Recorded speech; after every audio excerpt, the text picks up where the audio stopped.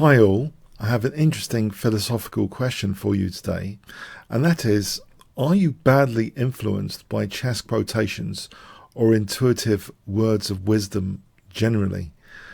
That's a bit of a mouthful question, but one of the words of wisdom which I've carried with me is somehow the belief that a fianchettoed bishop makes it very difficult for you to be mated. Let's have a look at this game, which I played on my own site, chessworld.net. It's a correspondence style game, 5 days a move. I'm playing nearly 2,000 current games at the moment, so if you want to come and join me for a game, check out bit.ly chessworld link there. Okay, so, and I'll invite you for a game. So this game against Group KE, it's finished now. I did resign it earlier before this video. Let's have a look at it. D4, knight f6. I play c5. Okay, so far it looks okay, like a king's engine defense. Very aggressive. f4. Now knight f3. e5, very aggressive, but I have been provocative. Queen e2. Now it starts to get really interesting. This queen e2 supporting e5, the e5 pawn. But now my opponent has the audacity to play like me, h4, this hack attack. But I thought, hold on, I've got the fianchetto bishop. Surely it's going to be difficult to checkmate me. I've got this guardian of my king safety. Because I believe, I read somewhere that, you know, with a bishop on g7, quite often it's more difficult to use an h-file attack to checkmate. So I go for a queenside counterplay with a6. Already it's difficult. h5 might be one of the better moves. Queen c2, for example, though, is looking at g6 and playing sometimes f5. For example, here, f5. And this is really quite tricky. If the black pawns get fragmented, white's going to end up with a big advantage. So it is actually really, really quite tricky, this position here. And if maybe, you know, g takes, possibly this is the way to try and defend things, to try and hit the centre hard, get the dark square bishop, and black should be okay, maybe.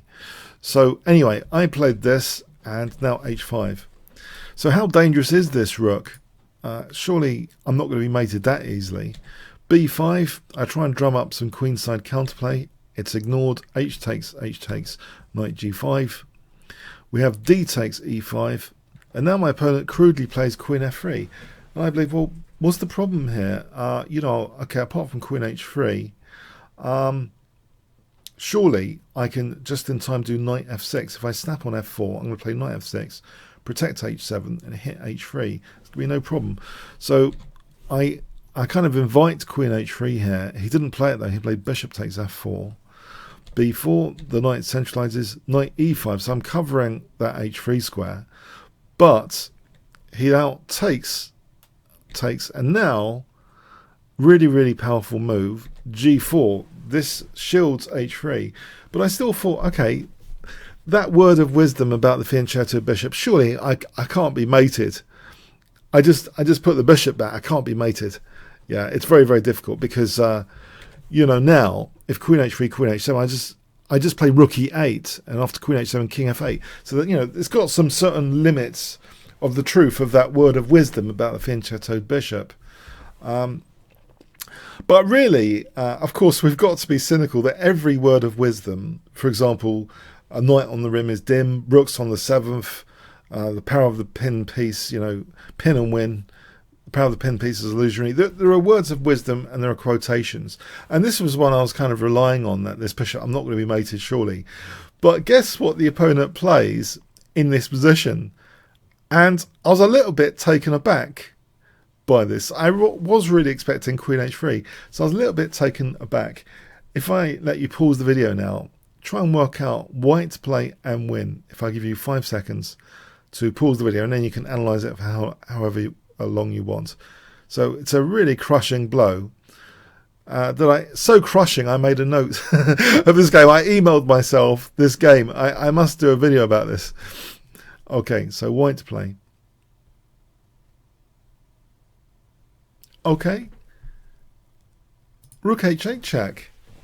I thought, what's this subtle tampering of my position? it really is, in this particular position, a real killer move. So I took with the bishop. If I take with the king, then queen h3, and I'm not going to last that long after queen h7 checkmate. So my defensive mechanism has been cruelly deprived with this move, rook h8 check, because if he had played queen h3, then perhaps I do live a bit longer, and the aforementioned protective bishop powers come in play here. But yes, with this move, Kingscrusher is being King's crushed here. After bishop takes queen h3, it's a rather different story. Basically, this bishop being here means, you know, queen h7 is taking f7 potentially as well. So I tried bishop g7, and then I resigned earlier actually. He just has to play queen h7 mate. But if I play rook e8, then queen h7 check, and the bishop is no longer shielding f7, and that will be checkmate. So it got me thinking, are we really being damaged by all of these words of wisdom and quotations we hear? It really does depend on the position. The position can be so cruel in the particular configuration of the position you have. But yes, you know, maybe this links up with Teichmann's chess is 99% tactics. It's nice to have the reassurance sometimes of quotations and words of wisdom, the general guidance systems. For example, Kasparov has said, you know, the king's Indian player that gives up the bishop is not really asking for trouble. And in general, yes, that's good guiding principle. It is looking after dark squares.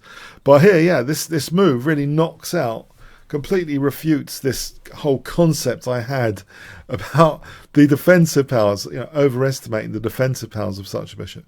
It's just tampered with just so subtly, I thought, just moving it one square, and it makes all the difference that it's totally indefensible now, this position after queen h3. So what words of wisdom have damaged your chess recently or caused you to lose? You might have been thinking about something you read from maybe a famous grandmaster or super grandmaster might have said something intuitive. They make for nice sound bites, but really, you know, in the cruelty of the chess positions, that's all they are quite often, sound bites, I'd say, especially after this example hit me hard. Anyway, if you want to come and crush me, check out bit.ly/chessbold. There's a new mobile development. There's a mobile friendly tick, which I'm really quite pleased with. The board is 100%. There's a hamburger menu. It's really quite a delight. I've been playing a lot of moves on the move recently. So come and challenge me, and maybe you can crush me too and be featured on a YouTube video. Okay, thanks very much.